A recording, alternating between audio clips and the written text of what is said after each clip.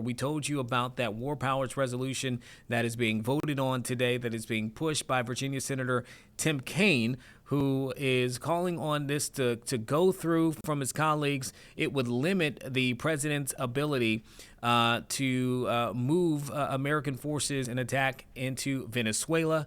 A very similar resolution was attempted back in November. It did not pass at that time. If it were to pass, it would require the president to seek congressional approval before doing anything else when it comes to Venezuela. Remember, Congress was not notified of the attack that happened on Saturday, this past Saturday, before that took place. Now, the other person who supports this would be Virginia Senator Mark Warner, who we actually caught up with during a conversation with multiple reporters just about 2 hours ago. We just got that interview back to us. And so let's listen to what he has to say about all of the events that are taking place. But we also expect to hear him talk about this war powers resolution, which he would be voting for as well here as it undergoes on the Senate floor.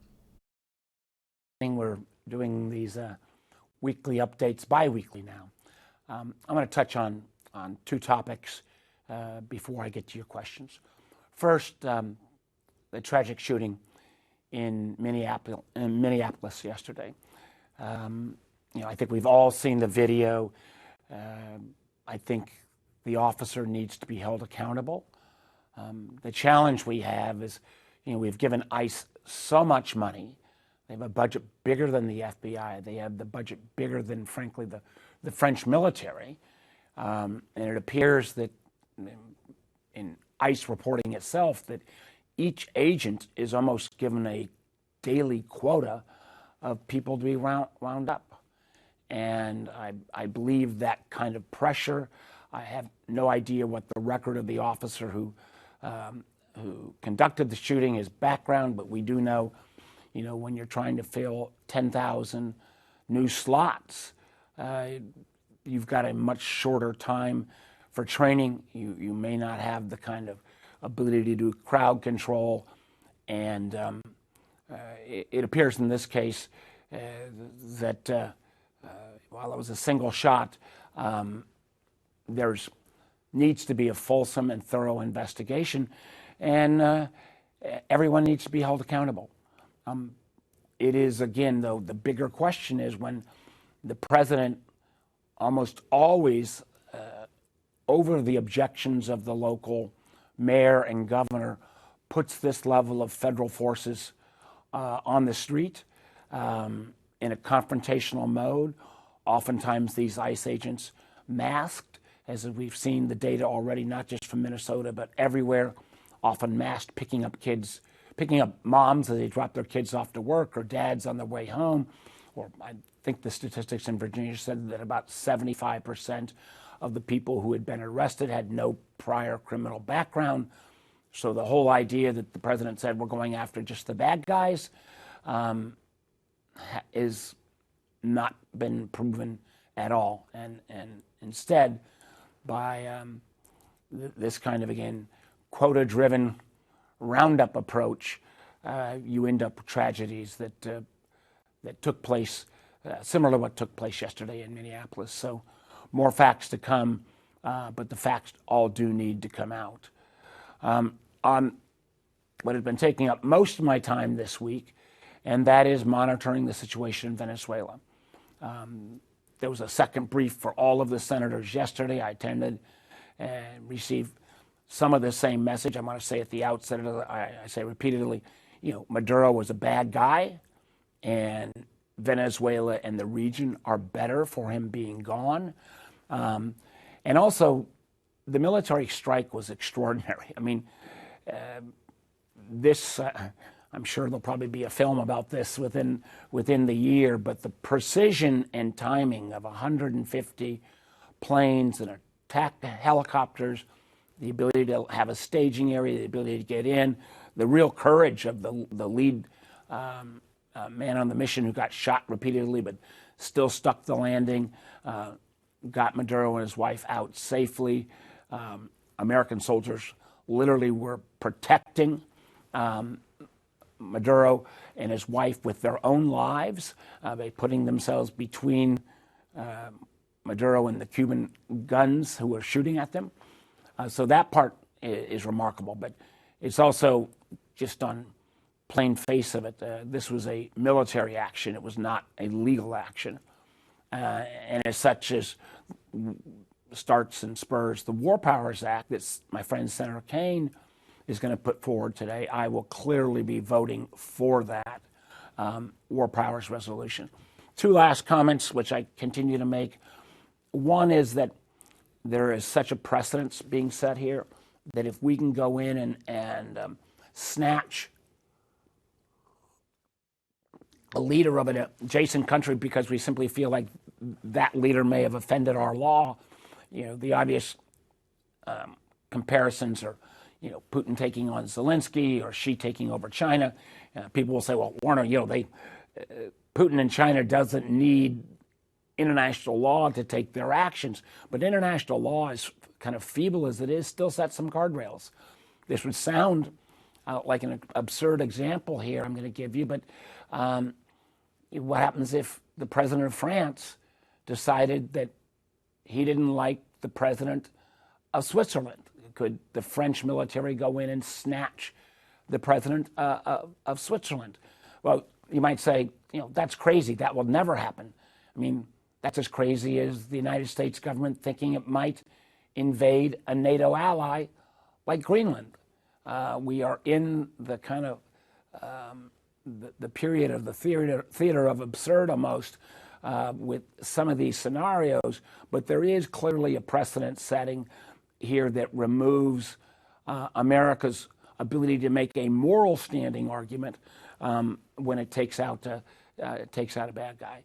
In terms of what goes on going forward, I think about young people who are out there struggling to get health care now, which the president has not addressed, jobs because of the threat of AI. I got to really wonder whether the Gen Z folks really want our country to be spending billions, tens of billions, hundreds of billions of dollars protecting and controlling Venezuela, where at the very same time they want a job and they want lower costs. Because the ability for us to control Venezuela really is going to be dependent upon how long we keep the fleet, the armada, outside of off the shores of Venezuela. Our ability to strangle their economy is based upon interdicting the boats, because without the ability for Venezuelan oil to flow to other markets, Venezuela is bankrupt. I mean, we were told it's literally days away from not having enough foreign currency reserves to pay any of their postmen, to pay any of their street cleaners, to pay any of their cops. And while the violence level has been relatively low on the streets of Venezuela, if folks suddenly start not getting paid, you could have real chaos. And if you are running the country, to use the president's terms, what role would we then have to pay to restore order? And how, I know the president has said, we're going to go ahead and take this 35 million barrels of oil that Venezuela's got stocked in its reserves and sell it. That's not something the United States does as a nation state. We have companies that do that, but we don't do it as a nation state. So there's still a whole lot of questions to get answered. And again, reminding everyone that on Saturday, the president promised Venezuela's oil is going to pay for this cost of this whole operation. Does that mean paying for the cost of the fleet to be for a year or two off the coast of Venezuela? We still don't have questions on that as well, or we don't have answers on that as well. And particularly that, what is this costing our country on a daily basis, are facts that I'm trying to ascertain as quickly as possible. Lots more on Venezuela, but why don't I stop there and go ahead and take your questions. Our first question is from Mark with CBS 19. Hey, Senator Warner. Thank you for bringing time today. Just want to take your thoughts on a proposed ICE detention center being built in Stafford. I know it's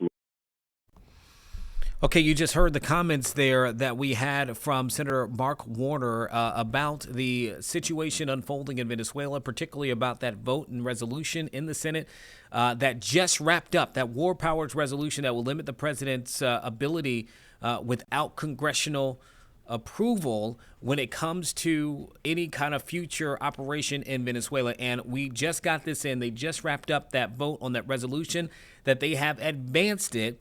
Again, it would limit President Donald Trump's ability to conduct further attacks against Venezuela. That vote that just took place was, you could call it a disapproval of the president's expanding ambitions into the Western Hemisphere. It went 52 to 47 in the Senate.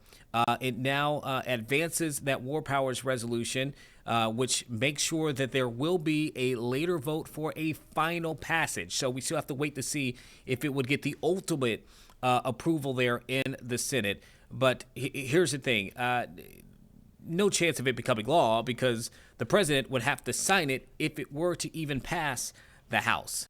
All right. So you could pretty much assume that that's not going to happen. But still, it is a very significant gesture, if you would may, because this is, again, showing that there is a majority of senators who believe that the way in which this went about in Venezuela, without having any kind of congressional approval, they have concerns about that. So again, that resolution passed 52 to 47, pushed by Virginia Senator Tim Kaine. You heard it there, supported by Virginia Senator Mark Warner. And now it goes to another stage where it could get advanced for a later vote for final passage through the Senate. But again, unlikely that that would become law, because very unlikely that President Trump would sign that in and of itself. But that just came in.